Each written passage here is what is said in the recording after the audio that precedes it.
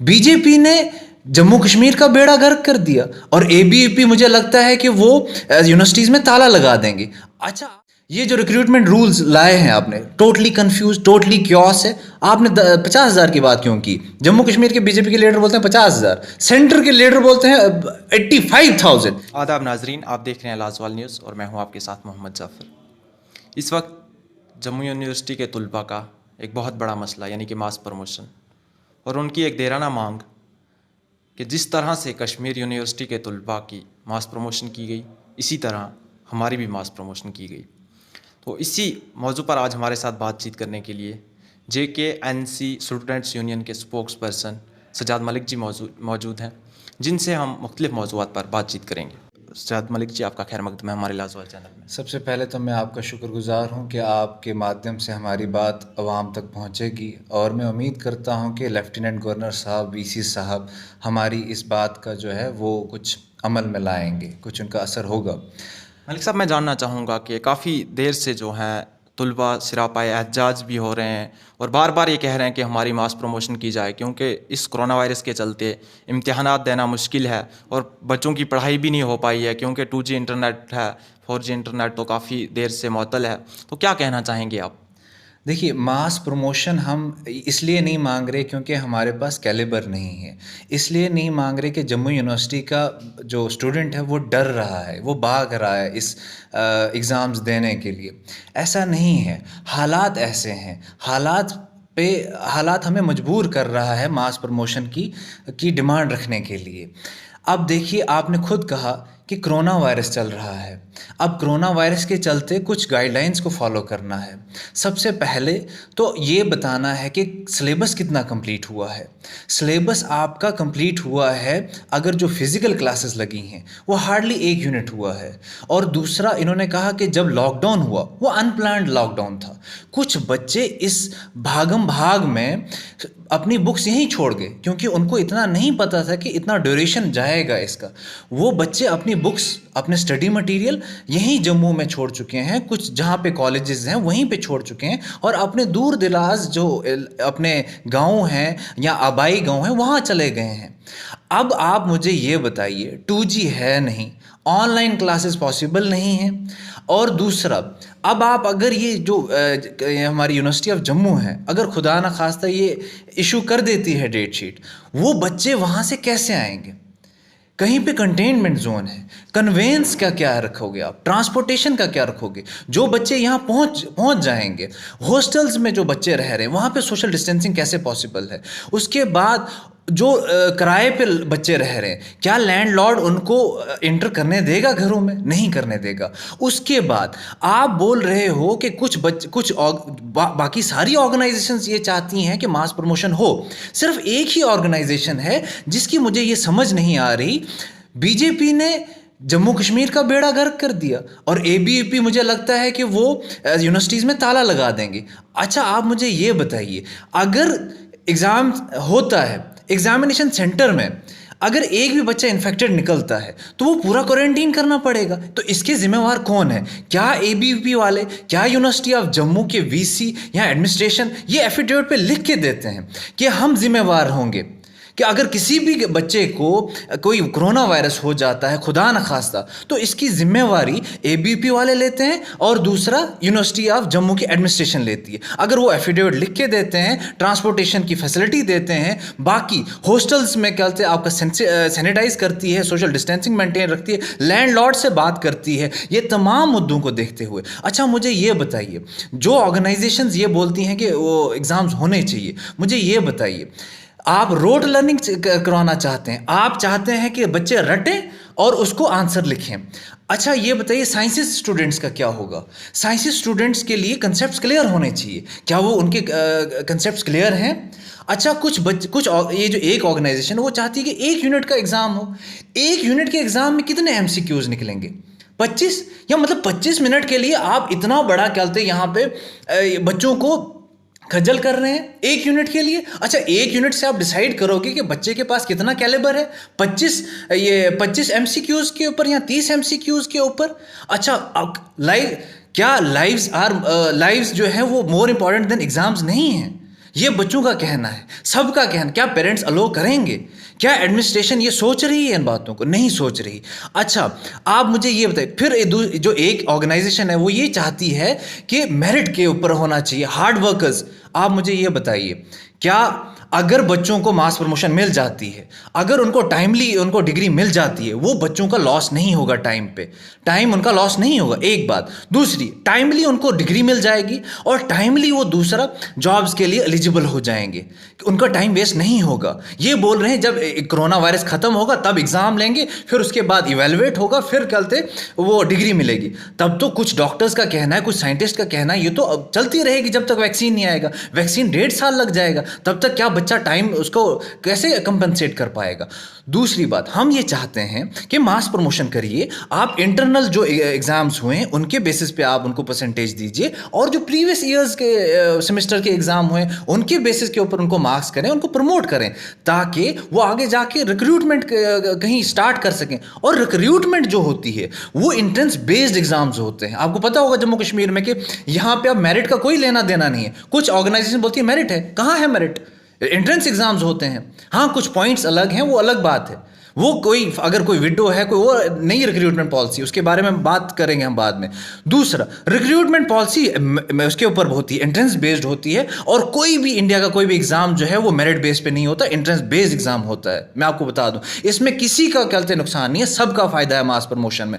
इनके क्या पीछे मकसद मसाइद हैं, मसले हैं एक ऑर्गेनाइजेशन के पीछे, वो हमें नहीं पता। इन्होंने जम्मू कश्मीर में का क्या हाल किया वो आप बेहतर जानते हैं। अब इनकी ऑर्गेनाइजेशन भी आगे यही कहा। सर, जो ये नई रिक्रूटमेंट पॉलिसी आई, पहले तो 50,000 नौकरियों की बात की गई थी, वो तो मिली नहीं, लेकिन अब 10,000 नौकरियां आई हैं, और एक नई रिक्रूटमेंट पॉलिसी के तहत ये किस हद तक सही है, और जम्मू और कश्मीर की अवाम इससे किस हद तक मुतासिर हो रही है? न्यू रिक्रूटमेंट रूल जो है ये खुद के चलते कन्फ्यूज्ड है।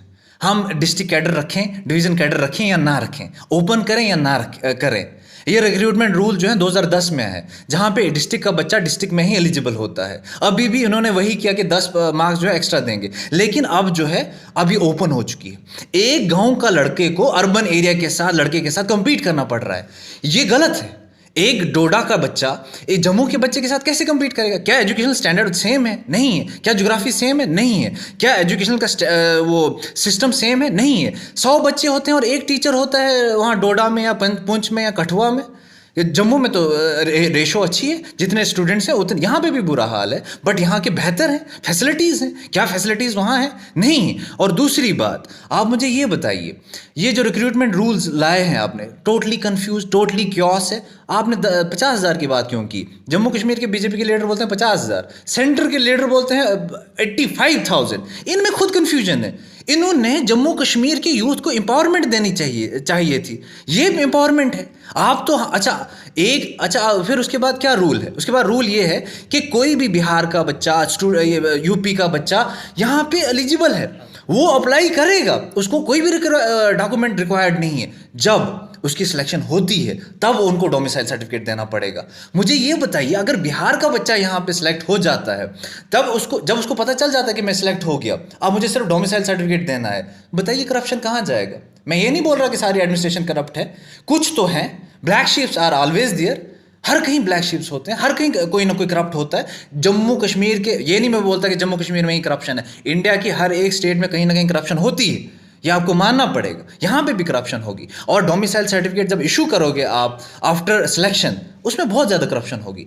और दूसरी बात, मुझे ये बताइए, आपने ये क्लास 4th की 7,000 पोस्टें निकाली हैं, PhD या MA का बच्चा कहाँ जाएगा? यहाँ प्रोफेशनल कोर्सेज का बच्चा कहाँ जाएगा? इंजीनियरिंग का बच्चा कहाँ जाएगा? वो क्लास 4th में जो अप्लाई करेगा ना। अच्छा, जो बेचारे क्लास 12th हैं वो कहाँ जाएंगे? नहीं, आप यहाँ तो ऐसा करना चाहिए था, PhD के लिए अलग पोस्टें निकालो, MA के लिए अलग पोस्टें निकालो, ग्रेजुएट के लिए अलग पोस्टें निकालो, और क्लास 4th अलग, क्लास 12th वालों के लिए निकालो या 8th वालों के लिए निकालो। आप तो सबको एक जगह। अच्छा, मुझे ये बताइए, जब ये बच्चे PhD या MA वाले बच्चे क्लास 4th में करेंगे, एक तो इनका स्टैंडर्ड डाउन हो जाएगा, इनके साथ कोई इंसाफ ही है? इंसाफ नहीं है ये। उसके बाद जब क्लास 4th में बच्चे, क्लास 12th का लगेगा या PhD का लगेगा? PhD का लगेगा। उसके बाद जब नई कभी पोस्टें निकली भी, तो वो PhD वाला उधर भी अप्लाई करेगा, तो क्लास 4th वाला छोड़ देगा, तो उधर भी वैकेंसी क्रिएट होगी। आप कर क्या रहे हैं ये? आपके पास कोई पॉलिसी नहीं है। जम्मू कश्मीर के लिए तो है ही नहीं। जम्मू कश्मीर के बीजेपी के लीडर सोए हैं, इन्होंने अपने पाँव पे कुल्हाड़ी मार चुके हैं, लेकिन जम्मू कश्मीर की आवाम पे भी तो कुल्हाड़ी मार चुके। उनके क्या कहते हैं, यहाँ पे नौजवानों की नस्लें खराब कर दी, आने वाली नस्लें खराब कर दिया आपने। आप किससे तो एक आर्टिफिशियल लेक नहीं बन सकी जम्मू कश्मीर में। आप क्या एम्पावरमेंट करोगे, आप क्या डेवलपमेंट करोगे? आपने तो जम्मू कश्मीर की आवाम को इतना डाउनग्रेड किया, यहाँ स्टेट ही नहीं डाउनग्रेड की, आपने तो यहाँ की आवाम को भी इतना डाउनग्रेड कर दिया। आप कोई भी पॉलिसी अगर सेंटर बनाता है, जम्मू कश्मीर के लोगों को पूछता तक नहीं है, कंसल्ट नहीं करता। सर अगर बात करें तो पहले से ही सरोवर में जो है एक टोल प्लाजा दिया गया था, अभी उसका मसला ही हल नहीं हुआ था कि एक और टोल प्लाजा जो है वो अखनूर में दिया जा रहा है। तो क्या ऐसे वक्त में जब जम्मू और कश्मीर की आवाम पहले से ही काफ़ी मुश्किलात से दो चार है, ऐसे में इस तरह के फैसले मरकज़ी सरकार जो फैसले ले रही है, ये किस हद तक सही है? देखिए, जम्मू कश्मीर में अनएम्प्लॉयमेंट पहले ही 28% है। जम्मू कश्मीर की इकॉनमी जो है 9 महीने से बंद है। बाकी इंडिया की जो रियासतें हैं वहाँ पे सिर्फ 2 महीने बंद रही हैं। यहाँ की इकॉनमी 31,800 करोड़ रुपए लॉस में चल रही है। और आप सिर्फ टोल प्लाजा, ये किसके लिए तोहफे हैं? ये बीजेपी के जो लोगों ने बीजेपी को वोट दिया था उनका तोहफा है। ये बीजेपी के लीडरों ने उनको तोहफा दिया, जम्मू के लीडरों ने, क्योंकि बीजेपी की जो जम्मू के लीडर हैं उनकी सुनवाई कहीं नहीं है भैया। ना जिधर जम्मू में होगी, अब सेंटर में तो है ही नहीं, उनको पूछता ही नहीं है, क्योंकि वो खुद ही स्टैंड नहीं है। उन्होंने अब डोगरा कल्चर को भी ख़त्म कर दिया, कश्मीरी कल्चर को भी ख़त्म कर दिया, और बौद्ध कल्चर को तो अब हमारे से अलग ही कर दिया, जुदा ही कर दिया। ये वही आ गया, मुझे तो अपनों ने लूटा, गैरों में कहाँ दम था, मेरी किश्ती वहाँ डूबी जहाँ पानी कम था। ये तो बीजेपी के लीडर ने खुद जम्मू कश्मीर को धोखा, जम्मू वालों को धोखा दिया है। 25 सीटें इसलिए दी थी यहाँ की आवाम ने कि टोल प्लाजा लगाएं, और टोल प्लाजा, अच्छा सरोवर बोलते हम उखाड़ देंगे, उखाड़ा नहीं उखाड़ा। उसके बाद अखनूर भी हदिये में दिया, तोहफे में दिया। उसके बाद रेट भी बढ़ा दिए, उधर चले जाइए बन टोल प्लाजा, उधर तो रेट भी बढ़ चुके हैं अब। उसके बाद पेट्रोल और डीजल के प्राइसेस कहाँ जा रहे हैं? नहीं, इसकी सारी हमसे ही निकालनी है, इकॉनमी इसी से स्टैंड करनी है। हाँ, मुझे पता है आपकी पॉलिसी क्या है। आपकी ये पॉलिसी इकॉनमी नीचे जा रही है, उसको ऊपर कैसे लाना है? शराबों के ऊपर 50% और टैक्स ठोको, इकॉनमी बढ़ जाएगी। ये आपका पॉलिसीज़ हैं, इसके लिए मैं बहुत मुबारकबाद देता हूँ। ऐसी पॉलिसी अगर लाई, इंडिया जो है यूनाइटेड नेशन सिक्योरिटी काउंसिल का मेंबर बन सकता था। लेकिन बीजेपी की जो नाअहली है, इनकी कोई पॉलिसी नहीं, इनकी कोई नेबरहुड पॉलिसी नहीं, इनकी फॉरेनहुड पॉलिसी नहीं, इनकी डोमेस्टिक पॉलिसी नहीं, कहाँ परमानेंट बन सकता था? आज कहते वही जो है इंडिया कम से कम 100 साल पीछे चला चुका है। सर इन सारे इश्यूज़ की बात करें तो एनसी का क्या स्टैंड रहेगा इन सारे इश्यूज़ पर? एनसी का बिल्कुल स्टैंड है। एनसी का जब तक यहाँ हम स्टेटहुड मांगते हैं, हम क्या बोलते हैं, ये जो हमारा स्पेशल स्टेटस है वो हम मांगते हैं।